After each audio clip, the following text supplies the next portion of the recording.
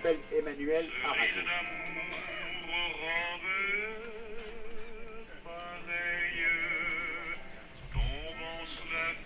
Maître va fleurir la tombe de Victor Schœlcher.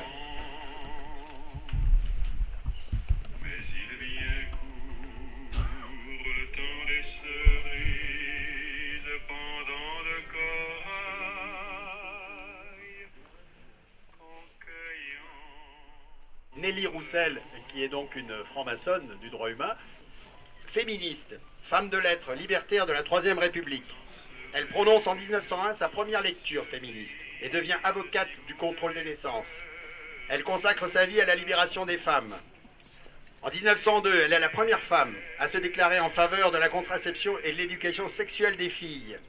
Outre le contrôle des naissances, elle plaide également pour le droit des femmes à disposer de leur corps et pour une sexualité féminine libre. Journaliste, elle collabore à plusieurs journaux féministes et publie à partir de 1904 de nombreux articles sur la défense de la maternité choisie et de l'avortement. Oratrice dans l'une de ses conférences, elle explique que les femmes sont les éternelles sacrifiées, reléguées dans leur rôle de mère, aussi bien par les religions que par la société qui les considère comme de simples procréatrices.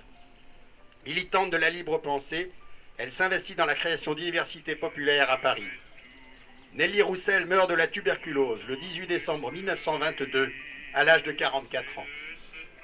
Nelly Roussel est initiée en franc-maçonnerie, à la Grande Loge symbolique écossaise. Proche du noyau fondateur de l'ordre maçonnique mixte international Le Droit Humain, elle est affiliée à la loge numéro 4 du droit humain. Et dame fortune en mettant offerte ne pourra jamais fermer ma... Il y a tout juste 140 ans, coup de canon dans le ciel bleu de la franc-maçonnerie, une première femme, Maria de Rennes, était initiée à nos mystères, et ce, en pleine égalité de droits et de devoirs avec les hommes. 11 ans après la Commune, cet événement ne manquait pas de souffle, de transgression, de courage et d'opposition.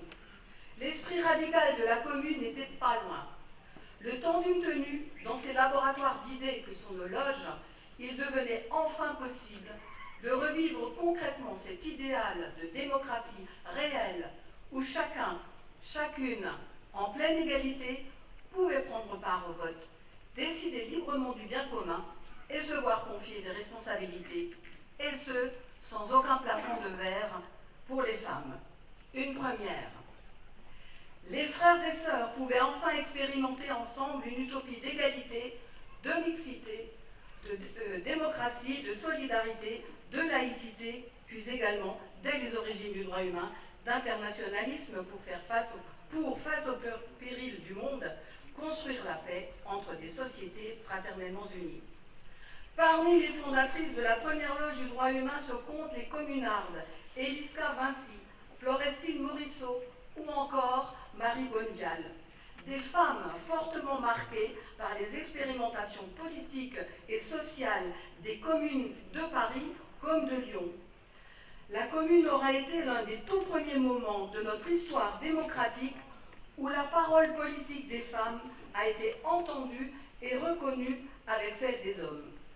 Mais ces pionnières, avec leurs frères de lutte, rageaient aussi que cette créativité politique, ce souffle démocratique, ce bouillonnement d'innovation sociale de la Commune n'ait pas été entendu, compris ou respecté.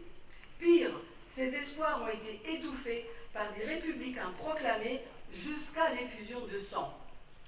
Cette même République attendra 1944 pour que cette utopie de démocratie et d'égalité vécue dans nos loges devienne réalité dans les isoloirs profanes. Des isoloirs aujourd'hui jamais autant déconsidérés. C'est cette même République qui, depuis des décennies, n'arrive toujours pas à faire baisser l'extrême droite dans notre pays. Cette République indivisible qui ne rassemble plus suffisamment ce qui est épars. Cette République laïque qui ne voit augmenter que tensions identitaires et religieuses. Cette République démocratique qui génère tant d'abstention et de frustration.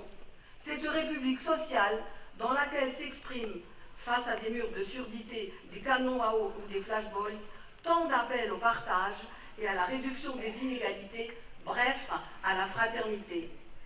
Cette République imparfaite et si fragile qui, en 1871, a tiré sur des constructeurs d'utopie et des assoiffés de justice sociale. Y a-t-il de nouveaux Versaillais aujourd'hui dans notre République? Prenons garde. Comme des frères versaillais ont tiré sur leurs frères communards, espérons que des frères et sœurs n'ont pas tiré sur la République ces derniers jours par leur vote. C'est un nouveau mur de désolation. Mais gardons espoir, car nos loges sont aussi des laboratoires d'utopie. Et pour paraphraser Victor Hugo, ce sont ces utopies qui ont vocation à devenir les vérités et les réalités de demain. À l'inspiration de nos frères et sœurs fondateurs du droit humain, nourris des idéaux de la commune, veillons donc à ne jamais étouffer dans nos loges la créativité de nos frères et sœurs, leur sens de l'expérimentation, leur goût pour l'utopie en mouvement, leur humanisme résistant. Tel est notre devoir de francs-maçons et de républicains.